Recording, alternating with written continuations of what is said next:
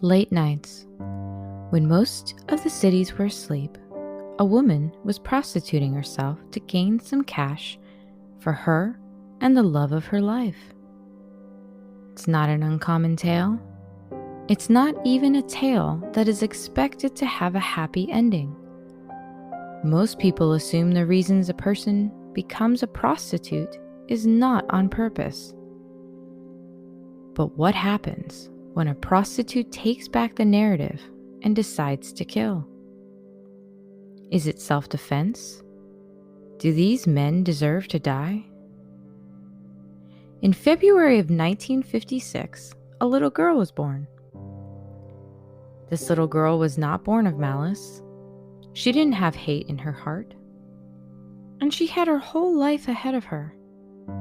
Then at the age of 4, as this little girl and her brother were left with their alcoholic grandparents, life was never the same. Sexually abused, pregnant at 14, by her grandfather's friend, Aileen Wuornos didn't remember a happy childhood. She was already broken.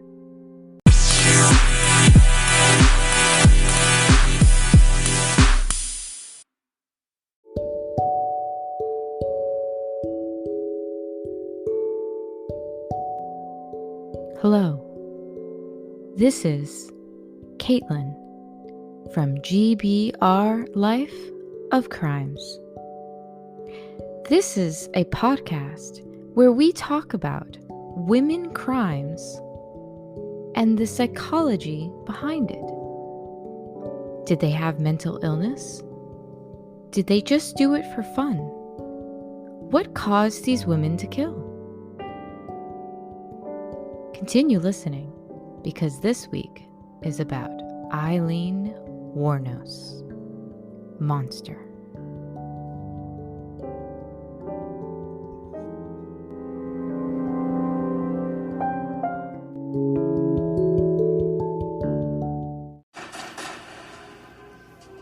Where'd you get this car? I just borrowed it. Life is funny. It's also strange how things can be so different than you think.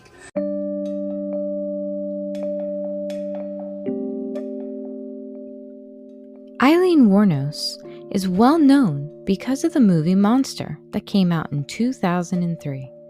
Portrayed by Charlize Theron, we watched this woman become a serial killer.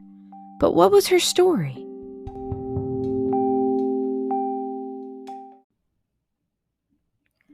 Born in Rochester, Michigan, Aileen was left with her grandparents when she was just 4 years old after her mother and father divorced.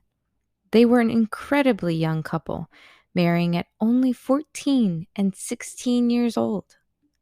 And they divorced before Aileen was even born. It's not hard to understand that a young couple would divorce, but what if mental health had something to do with it? One important piece of information that isn't commonly discussed about Aileen's childhood is that her father was schizophrenic and convicted of sex crimes against children. Aileen didn't know her father at all because he was already in jail when she was born. But when her mother left her and her brother with their maternal grandparents at the ages of 4 and 5, it's not an unexpected move. Even though it was the 50s, and people did marry younger than today, to be married at 14 and 16 and then divorced by 16 and 18 was uncommon. And being a single mom, it's not hard to understand why the kids were left with their grandparents at all.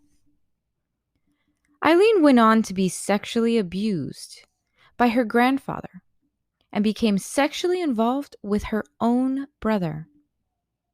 The sexually active 11-year-old was impregnated by her grandfather's friend, giving birth at the age of 14.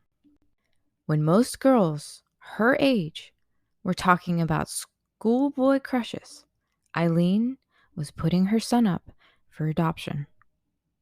The hardships didn't end there. Her grandmother died shortly after the birth of her son. What was a young girl to do emotionally if the only parent you have left is part of the reason you were so emotionally destroyed? School would be nothing to anyone going through this, and Aileen didn't drop out at this point. It's likely the sexual abuse continued, but Aileen was getting older every day, and likely more defiant. By the age of 15, her grandfather kicked her out of the house. Alone, abused, and emotionally destroyed. This is when Aileen became a true prostitute and a true victim of her childhood.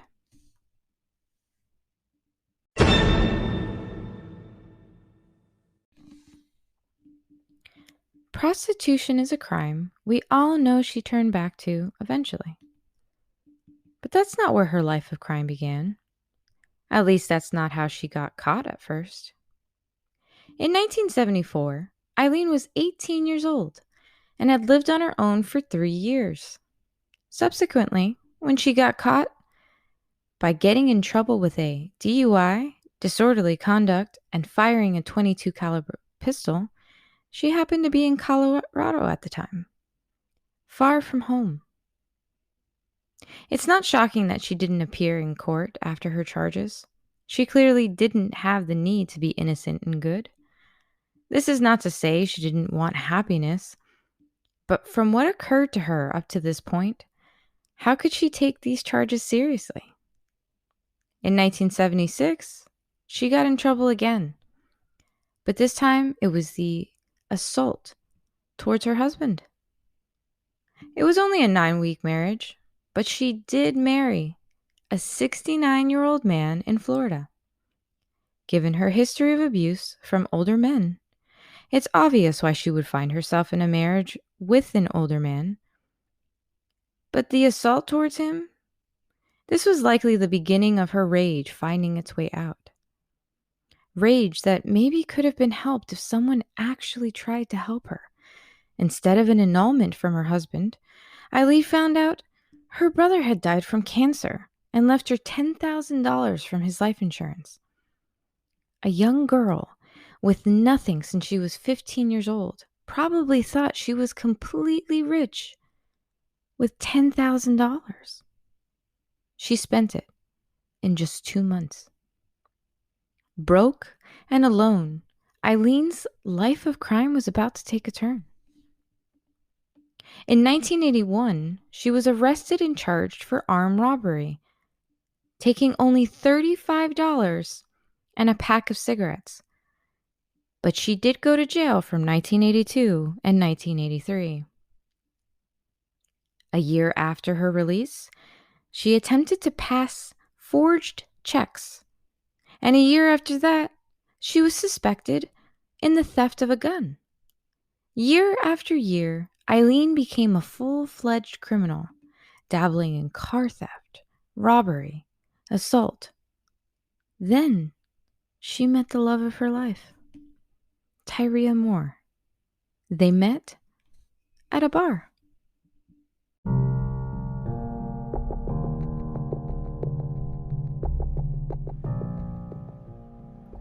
Aileen wanted to be the breadwinner for her girlfriend. She was going to make sure that she was taken care of in the ways that Aileen never got to have. So prostitution came back into her life. It was her main method of obtaining money. However, the rage was so built up, and the crimes had escalated so much, it was only a matter of time before a murder happened. Her first victim, his name was Richard Charles Mallory. She stated that he raped her. Then he beat her and sodomized her before she killed him. And while we may never know the true events of this encounter, if this man did do as she claimed, she was again a victim who simply snapped as she began to kill her victims. But Mr. Mallory, he was a convicted rapist. I believe her.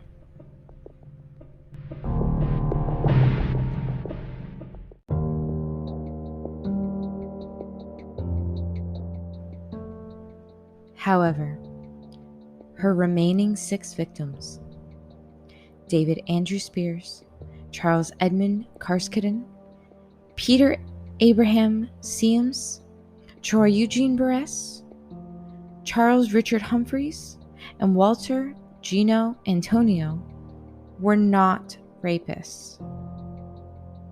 Her apprehension occurred when she confessed to her girlfriend Tyria Moore in 1991. At the time, Tyria had already been found by the police, and she agreed to get a confession from Aileen, but only if she could have immunity from prosecution. See, Tyria did know that Aileen could have killed, but the details of the murder were not known to her because she simply did not want to know. She had told Aileen not to tell her, so that she would not be an accessory during the serial murders from 1989 to 1990. However, that did not mean Tyria was unaware before setting up Aileen of exactly what was going on. It was stated during the trial that Tyria knew from Aileen's own mouth that Aileen had killed a man. One day, she just came out of the bathroom and said, "Tyria, I killed a man."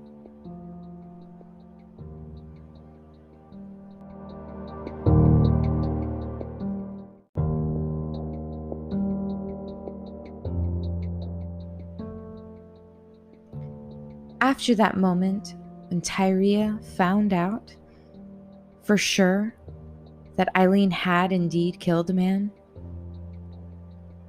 Aileen did say it was out of self-defense. And when Aileen was apprehended, she claimed self-defense on all of the murders, the same way she did to her girlfriend. But this did later change. The interesting part of this stance change on the murders is that it did not come from her guilt. She was simply tired and wanted to die.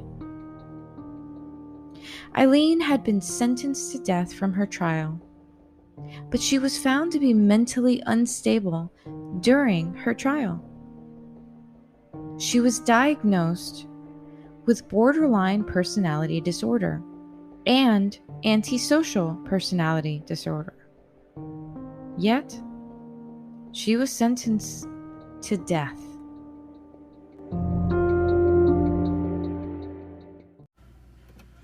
I was just wondering how you're going to be, at 9:30 tomorrow morning. Are you prepared? I'm prepared. All right. I'm all right with it.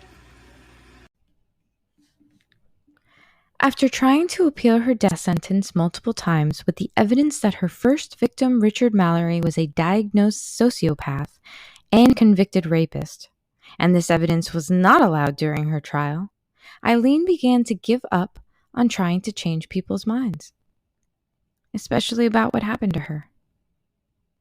Her last words: "Yes, I would just like to say, I'm sailing with the rock and I'll be back. Like Independence Day with Jesus, June 6th, like the movie, big mothership and all. I'll be back. I'll be back." Aileen is not back, but she was put to death on October 9th, 2002 at 9:47 a.m. We, the jury, found the defendant, Aileen Wuornos, guilty of first-degree premeditated murder and first-degree felony murder of Richard Mallory.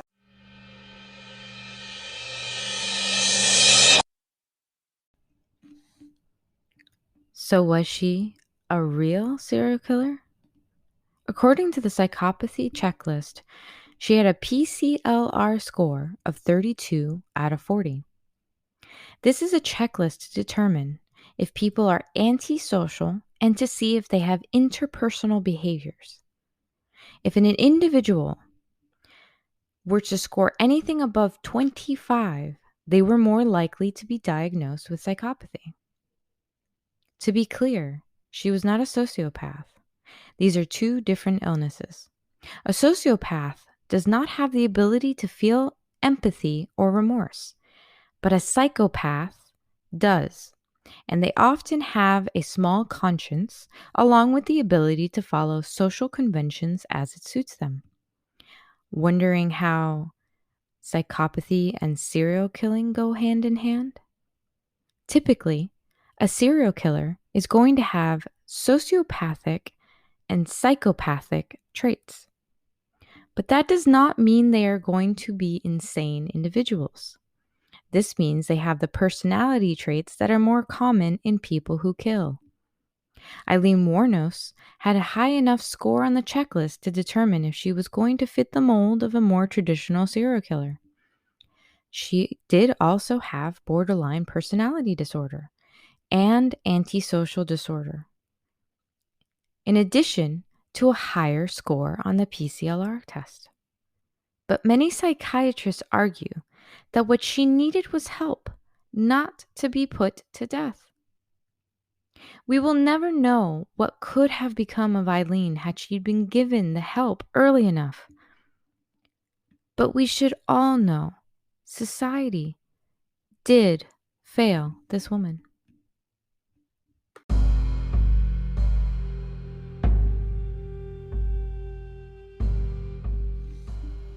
I hope you enjoyed this week of GBR Life of Crimes. Again, this is Caitlin. Next week, Lizzie Borden had an ex. Talk soon.